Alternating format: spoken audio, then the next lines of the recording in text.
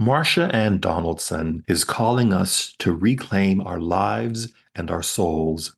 She calls it a radical transformation that starts with looking internally and cleaning up the messes of our minds and our hearts by taking back the power of our voices that we have given away to other people, and by living with no regrets, only identifying the lessons and the blessings.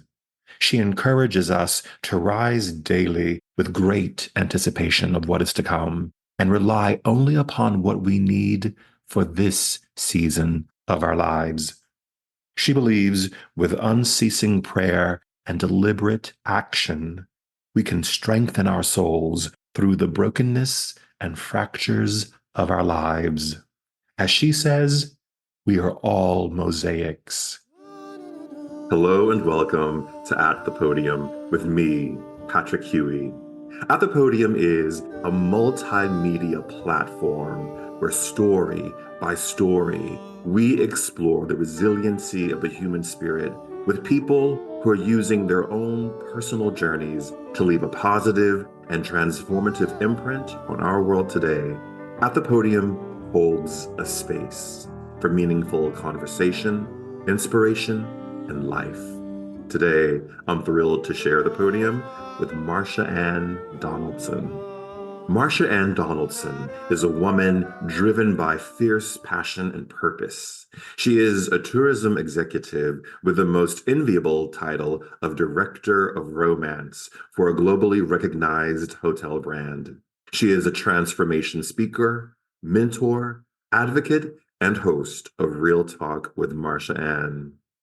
She is on a mission to engage, encourage, and empower women to shift their mindsets, overcome their limits, own their greatness, and transform their lives to one of purpose, passion, peace, and prosperity. One important life's mission that she believes she is now called to fulfill is to coach other high achieving women to focus on their personal development so they can live a more fulfilled life. She is the proud mother of two, a lupus warrior, and a true champion of her beloved Jamaica. Marsha-Ann was also on the second season of At the Podium. Marsha-Ann, welcome back again to At the So Podium. excited to be here. And yes, to all of your amazing listeners of At the Podium. I am so happy that we finally found the space, the time to have a follow-up conversation to our Yes, conversation last year. yes. Long overdue, but no time like the right time. It's the anointed time. Yes, It yes. is the anointed time. Okay, so I was thinking about our conversation, and Ernest Hemingway came to mind. And he Hmm. says in A Farewell to Arms, which is a great novel if people haven't read that book, the world breaks everyone, and afterward, many are strong at the broken places. But those that will not break, it kills. It kills the very good and the very gentle and the very brave impartially. If you are none of these, you can be sure it will kill you too, but there will be no special hurry. And that came to me because of a quote from our last conversation from Marsha-Ann Donaldson, which says, if we're not careful, we'll live in a time capsule, trapped in the dogma of what society says or what has been said to us. And I'm on that mission now to embrace that within this season that we occupy, that we are living fully. Because at the end of the day, know this. All you have is this one life, and you are deserving of living it fully, with intention, with peace, love, and joy unspeakable, and that nothing or no one is worth it for you to be dragging through life broken. Wow. Oh my You goodness. answered Hemingway. with that quote. Wow. Yeah. Patrick, if I may say so myself, that's resounding and powerful. Yeah. I mean, Hemingway is talking about being broken and death, Yes, strength in that, but death. yes, And you're talking yes. about you don't deserve to be broken, to walk through No, your life with death hanging over your shoulder. correct. I said recently that so many individuals are actually wearing grave clothes. They're just walking Mm, around dead. There has to be a shedding. I truly believe that we're entitled to a rebirth, a rediscovery, life as a rediscovery. When we go through our experiences with no regrets, but identify the lessons and the blessings, mm, that allows us to be stronger and gives us more clarity of our why. mm. We have to know our why. Is there, in the pursuit of the why, do you have to allow that break to happen? Yeah, I think we're mosaic tiles. Yeah. Yeah, we're broken people, Yeah. right? But broken on purpose and for a purpose. Mm, I believe liberation comes and that awakening of our soul comes and we blossom when we embrace that the fractures are a part of life. But the greatest strength, Patrick, is being able to share that vulnerably, but with such a quiet confidence and a courage that you no longer fear the judgment of man mm, or woman, but instead you understand that your inner strength, the muscles of your soul are strengthened from your brokenness. And so you consider each day a new beginning. I literally believe that I'm in a season of anticipation. I can't tell you what's coming, yeah. but I just know it's good Mm, because it can't be bad. no. Because whatever could be considered a challenge, it's a lesson to become a blessing, not just to me, but how is my lived experience in my brokenness going to help somebody else? Mm. The last time we spoke, you the title of the episode was "What Do We Have to Let Go of to Be Liberated?" And I think your words on that episode and what you're saying now, it really ignited a lot of people. And I remember we talked about this, and you said you were receiving messages from women who were stepping out of marriages, relationships, jobs that were no longer serving them, and that your words gave them permission to do that. And it's funny because I was speaking to a friend of mine when your episode came out, and she said, "Oh, I saw the episode because it was the New Year 2023 episode." Right. Remember? Yes. And she said, "I can't watch it because I'm not ready to let go of what I'm holding on to for dear life to live.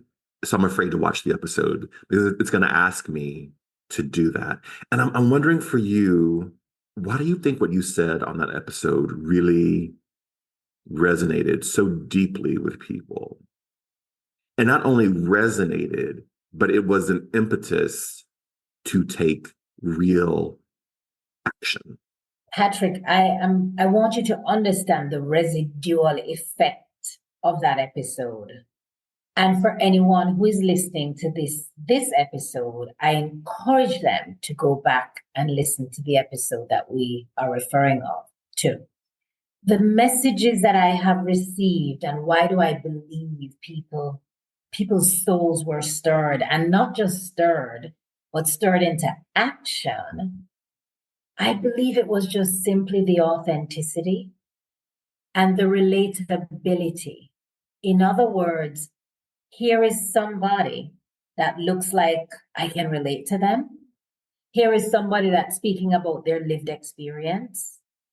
Here is somebody that seemingly has it all together, but has had brokenness and yet still rise. Mm. And so the liberation that I believe that people have had from that episode, and since I have continued to really echo in my soul to anyone who has ears to hear, identify what is holding you back and ask yourself why. Because truly, you are the only person that can manage the things that you can control. And until you are set free to soar and to be, you really are not living. Mm. And it's not easy, right? Because letting go has so much weight to it, Yeah. but yet has so much freedom to it. So it seems like a paradox to many. But one must identify is, why am I so attached? Some folks are attached to things Mm. as a reflection of who they are. But I say to anyone, you are whole as you are. You are beautiful as you are. You're not defined by things or people or status or relationships. You have to embrace in this season of your life, you are made for more. And you know it. And the moment you identify that you're made for more, you know it's no longer time to settle. Why are you settling? This is not a dress rehearsal. We're not getting this back. Stop settling. Wherever settling is for you. And you will know when you're settling. Because I encourage you to know this. If you feel angst, anxiety, discomfort, discord, something is wrong. Let me tell you when you know you've let go. It comes with ease, it comes with grace, it comes with alignment and fulfillment. When you talk about letting go, when you talk about releasing those things that cause you anxiety, I feel anxiety because what you're actually asking is to step out on faith Yes, into the unknown, because normally the anxiety is that space between, right? The yes, old and the new. What am I? I have a job. I have a car note. I have college tuition. I have credit card debt. I have all of that. And usually a lot of these decisions are made because of those types of things. I've been in this relationship all of my life. I don't know anybody differently. right. And you're saying, let go. Yeah, it's so difficult. Is it easy? No. But I believe what I would be encouraging, it's a muscle. Build it over time. Give yourself grace too for knowing that you have entertained based on circumstances. Mm. You are where you are because you have some life choices to make. And that's okay.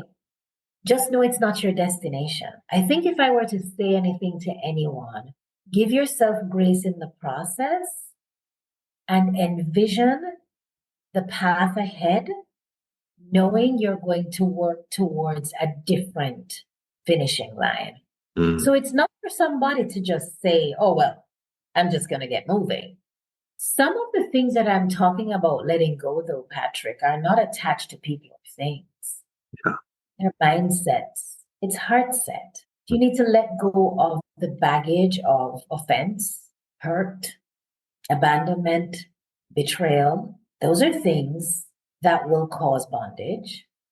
Do you need to let go of a scarcity mindset? I'll never have enough. I'm from a generation that they just don't have it. I don't feel good enough about myself because of things that have been said to me. And I always say, get the help that's needed to be able to uplift you beyond that. Because I'll tell you this, half the work of letting go is all internal.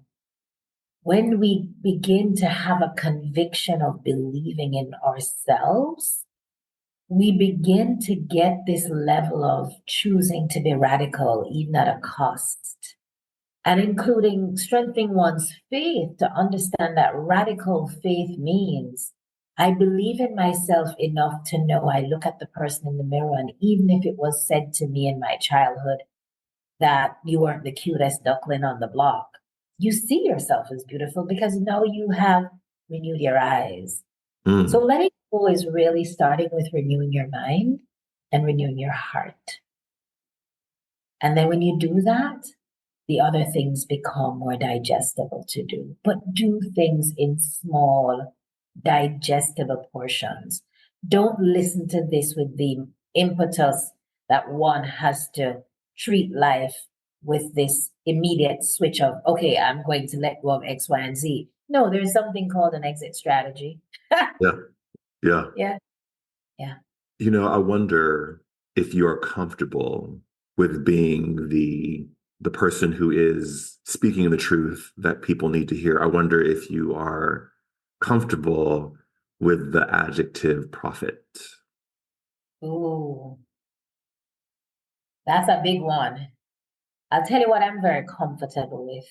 I am so radically comfortable being who I am Mm, and being the ears to hear from others who need a listening ear yeah. with such a conviction of confidentiality. I am the one with the heart that's tender for people who don't know they need someone to talk to without fear of judgment. I am that soul of compassion, but I'm also that soul that will stir you into your greatness. Oh, Because you see, my journey is not from a textbook. Mine is from my lived experience. And there is something to be said about that. So I want to be the prophetess of personal development mm, to get people to understand that we're more than things. If I were to give counsel to my younger self and to anyone else who feels, oh, it's too late, or if I coulda, woulda, shoulda, if I were to give counsel to my younger self, I would literally say, be unapologetic about who you are, about whose you are. Be unapologetic about your voice and your conviction. Trust your gut and do what feels right to you. Otherwise, let it go. I noticed in when you sent me your updated bio that you let go of Brown. Yes. Yeah. How was that process for you? Liberating.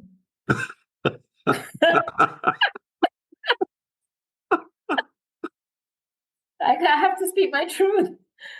Liberating. Um, and liberating from the sense that that did not happen overnight.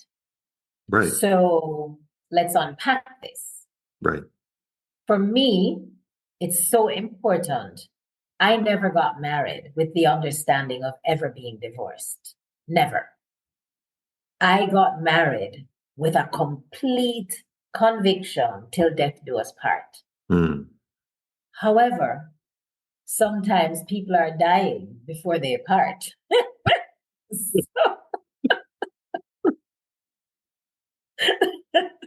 so so the process of being able to be comfortable, and I'm going to set some people free today, to be comfortable, to ensure that it's Donaldson. It's really a reclaiming of myself fully. Mm. But that does not happen overnight, Patrick. I want it to be abundantly clear to everyone. You have to go through the acceptance that this is what it is. It was my choice.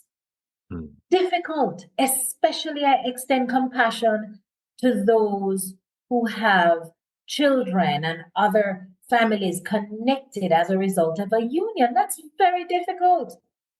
However, one must accept, with God as your guide, as long as you've done everything, do not do anything with regret. My goodness, the lessons, the memories, the beauty of the byproducts. However, when a chapter is closed, it's okay. It takes time. And embrace what releasing means to you. It takes time. And if I were to counsel anyone, I would say to them, if within your culture, if within your family value system, I will tell you, I had a difficult time even prior to knowing I was going to end my marriage. I had a difficult time saying, oh my gosh, how do you say, hi, I'm separated? How do you say, hi, I'm divorced? How do you say, I'm a single parent? How do you, a single mom? Those are labels, Patrick, that in the last, I would safely say 12 to 18 months, I literally had to over slowly accept that that's okay. So nobody is to ever rush into thinking releasing is instant. It takes time. Give yourself grace. But I can tell you, it was right for me and all parties concerned, without question. You talk about radical transformation, not from a sense of protesting in the streets politically and marching, but you really embrace this concept of radically owning, coming through the broken spaces to live your life. It is a radical move for many people because, as you say, we are so tied to tradition. We are so tied to what others have said to us. It's so interesting because this idea of breaking through, being broken and rising up, it's a recurring theme that has started to appear within my work here, that it's, I think, a message that people need to hear. Particularly now, maybe it's so important because the world is so uncertain that all we have is this material life that we have invested and built in to hold on to, because everything else is up for grabs.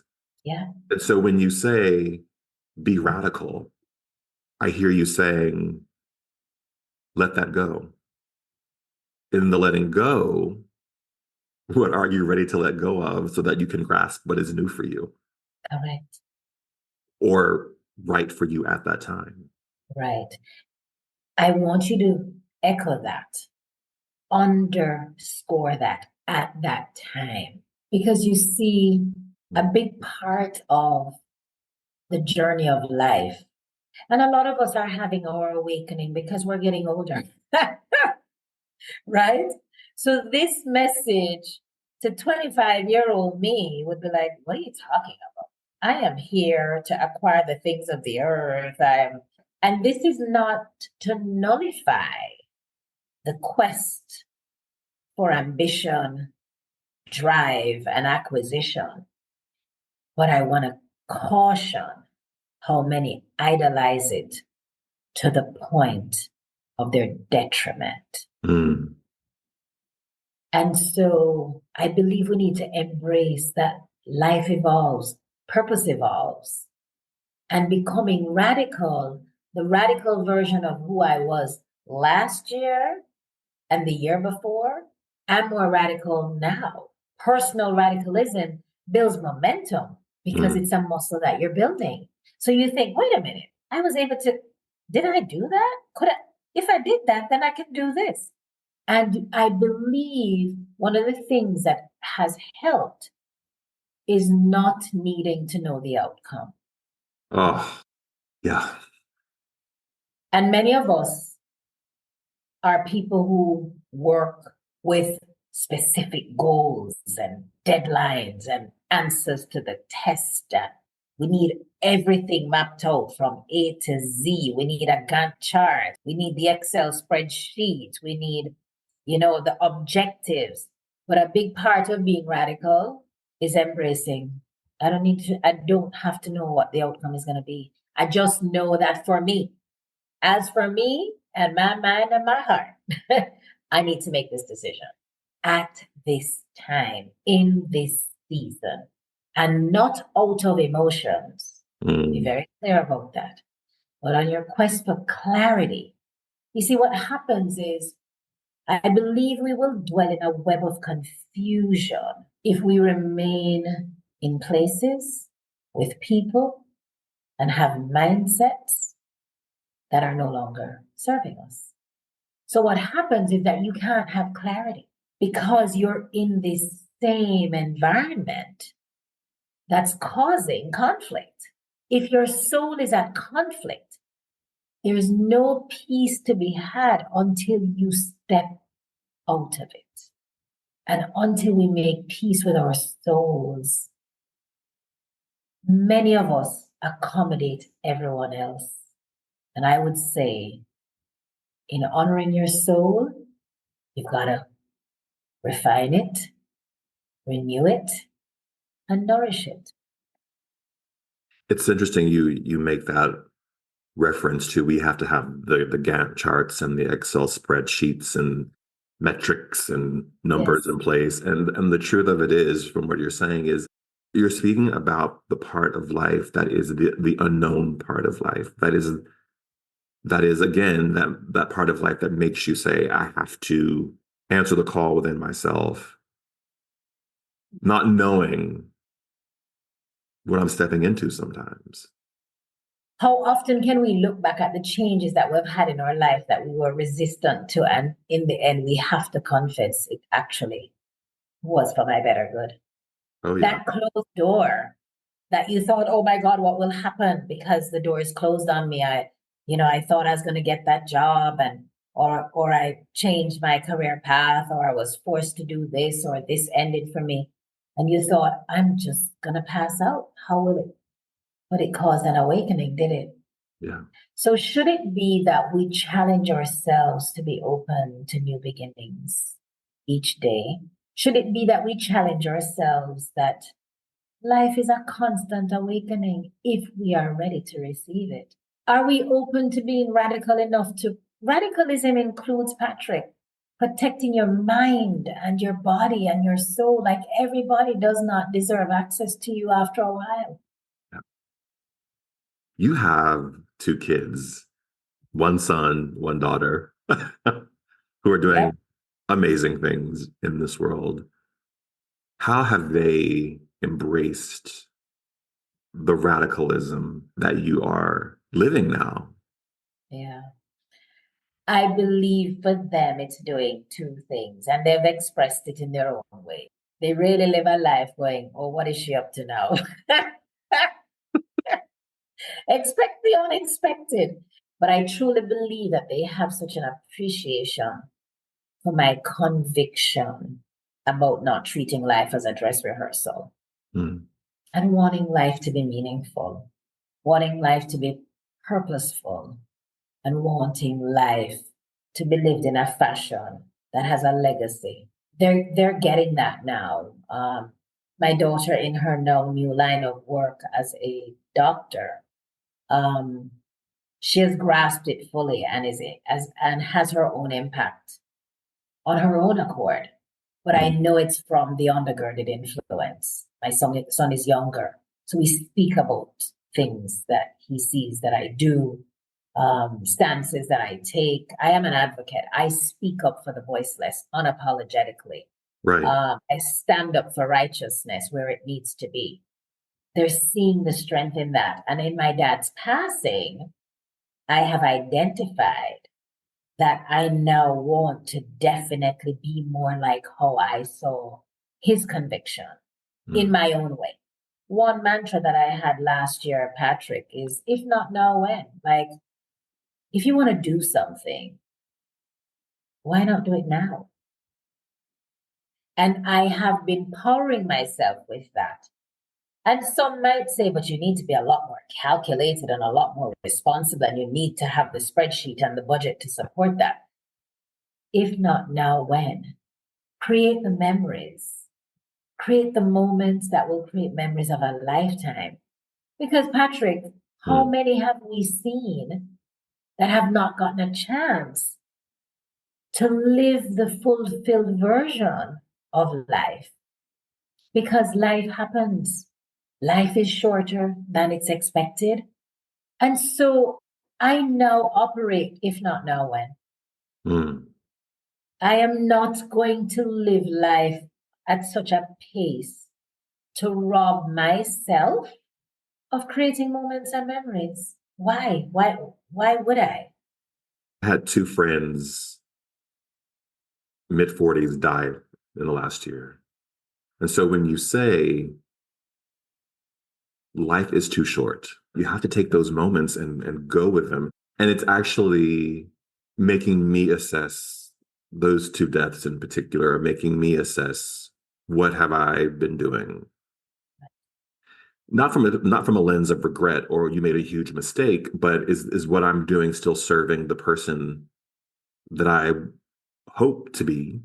I think we have so much in common in that way, Patrick. And the reason I chose the word, and like I said, when I was getting ready and I thought about our conversation, it clicked to me that it's okay to constantly rediscover where we are now. Hmm. It's not about regrets, because that rediscovery, the openness to rediscover ourselves, will allow us to say, what is it that I should be doing in this season that I believe my purpose is to fulfill? I am saying from the depth of your soul, if you should wake up tomorrow morning and do something that would fulfill your soul, what would that be? Yeah, I didn't ask you what promotion do you want in a job. I didn't ask what title do you wish to have behind your name. I am asking you, if you were to wake up tomorrow morning in the stillness of the moment and be given an opportunity, what would you want to do with your soul's purpose for that day, in Mm. that moment? What is it? And just lean into that. And I truly have appreciated that for some people, they're in a season of conflict. Yeah. And I want to release somebody from that today, because life is lifing. And we spoke earlier about the important, you've got bills to pay, you have responsibilities. So maybe a part of your soul says, I would like to start a mentorship program Yeah. for the younger version of me. It doesn't mean that you give up your business. It doesn't mean that you give up your job. It doesn't mean that you give up your source of income. If you know that coaching or mentoring or guiding is something that you're desirous of doing, if you know that your voice needs to activate for others through this medium of a podcast, then straddle both. But so many are tethered to living in one dimension. Mm. Oh my goodness, stop. It's so funny you say that, Marsha-Ann, because I have had to embrace the multi-hyphenate nature of my life that I've built and be totally okay with that. And Yes, actually not really care what people outside of it think and don't have to answer to anybody. that's it. Yeah, I didn't start there. None of us started there. I didn't start there. You didn't start there. Yeah. I now say I owe no one an explanation. Yeah. To that point, is the journey of radical transformation and radical growth, must it be done singularly? Is there space within the journey for two? What a great question. I believe it's twofold. Radical transformation for me, first, I believe has to be had with self. Break it apart, reconnect the dots from childhood to now. Identify the broken areas, identify the fulfilled areas, and become wholesome with self. Like literally love one's self. And I believe when we become comfortable with self, the quest to look everywhere else to feel fulfilled becomes less. Because you see, let's assume that I only feel fulfilled at 60%. My 40% quest is going to be I need somebody to fill me. I need things to fill me up. I need to justify my acquisitions to make up that 40%. Yeah. But if I feel whole and I embrace my healing is continuous to continuously keep me whole, then that's where the power of partnership and community comes in. So, partnering with someone who is also making sure that they are on that path of wholeness and wellness, and also partnering in a community. And community does not mean a tribe of 100. I mean, I'm talking your community, your circle of influence. Your values, are they similar and intertwined? Do you challenge one another? So you gravitate. You're a magnet for what you want to attract and what you want to keep. You said that the journey that you have been on these past few years is not a book journey. You have, through the solar plexus of your life, found this vocabulary. And is that available to everyone? How did you know what to listen for and know how to name it as such? Wow, Patrick, you literally do the best interviews. Where do we nominate you for that category? Honestly. um, Such a great question. I truly believe for me, busyness is a chosen distraction. Mm, yeah. Busyness is an avoidance of wanting to confront what is not working right. Mm. The quest for more is fulfilling where you feel inadequacies. And sometimes you got to get to a place where you're broken. My broken moment was with my illness, my physical illness, lupus. And I got to a state where I was in agonizing pain. And in that moment, which was so defining for me, Patrick, I literally knew that my life felt like I was going to lose it. And I had to make a covenant with myself and God to say, just give me a chance. Let me make things right with this life of mine. And that awakening, for me, everybody has an awakening. You don't just get up and choose to be radical with your transformation. I don't think so. You have a everybody has an aha moment. It's going to look different for everyone. But what I can tell you is this: many have physical pain, but it is rooted in emotional, mental, psychological, relational pain. Yes. And so for me, I knew I wanted the opposite of pain. So sometimes not sometimes, I would safely say to everyone, just like how you do your SMART goals, what are the strengths, the weaknesses, the opportunities and threats? And this is especially for all of the high achievers out there like us. Professionally, we will thrive to the nth power. But personally, you know full well that you're crumbling. Yeah. And if you just heard me say that and you felt something in your soul, it's okay. Give yourself permission to know that today is the day that you book an appointment with yourself and tap in to the silence of your soul. Because the inner soul is screaming out to you, and it is saying, you know, there is more to your life than the one that you're living. You are made for more, and you know it. And it's also saying you're more than capable of doing the hard thing. So have the hard conversation with yourself first. Get the help that's needed to support the conversation. Write down everything you feel or record it. Sometimes writing is hard. Voice note yourself, video yourself, cry, laugh, cry again.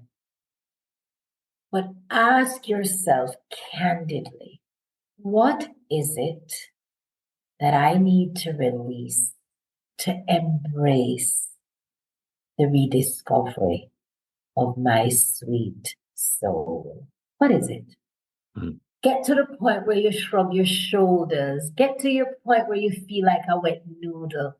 Because you see, it doesn't mean that your life becomes free of stress and strife. But the muscle of radicalism means that you embrace it and you move on because nothing is permanent.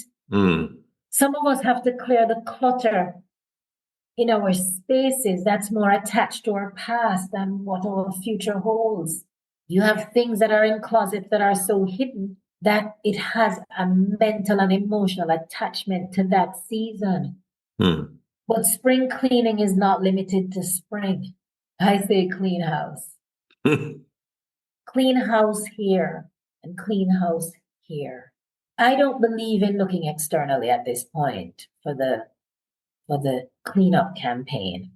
The work for personal development, which is why I'm really so strong about it, is as I have discovered and continue to discover. We have given so much power away, Patrick, of ourselves, things, and to people. We have allowed voices to dictate who we should be. It's what we have allowed. But if God designed us as these incredible, great, unique beings, I don't need to compete with your voice. I can collaborate, but my voice is my voice. Your voice is your voice. Your life is your life. And be tender with ourselves. Give ourselves grace. A lot of people have a difficult time. I did too. At one time, I didn't even understand what it meant to give yourself grace. But no, it means forgiving yourself, being tender with yourself, valuing that you made choices that were right in that time and in that season, and know that you have clarity. You make different choices. It's okay.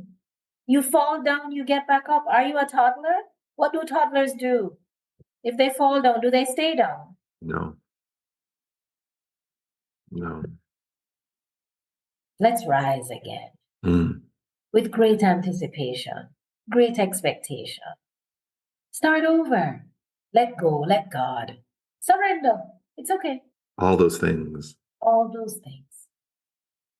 Marsha-Ann, on this season 3 of this show, I didn't know if I was even going to do a season 3, if I'm being totally honest.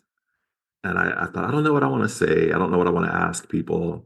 I didn't have the list. I didn't have the Gantt chart, the Excel spreadsheet. I was like, I don't know. And then it kind of came to me one day, and I was like, this is about legacy. And the true measure of our life is what we leave behind, perhaps, what people have taken from us intentionally or unintentionally, what we have given them. And so I wonder for you, what is that thing that is your legacy? And however you interpret that word, what is that legacy that you want to leave the world, the people in your life? And are you on the path to that legacy today? Man, I felt a warmth in my heart as you asked that question. I truly believe that a big part of my legacy will be my genuine quest to develop people and especially to engage, encourage, and empower women to overcome the limits that so easily has beset us, Mm.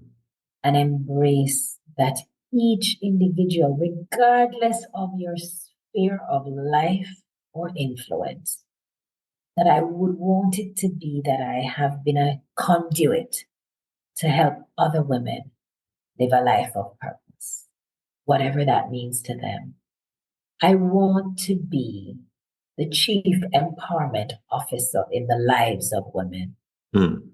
them to see themselves as great and mighty and beautiful as God had designed them to be.